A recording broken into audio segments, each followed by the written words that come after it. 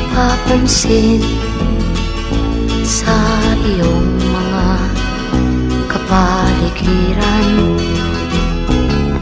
Kay dumi na ng hangin, pati na ang mga ilog natin.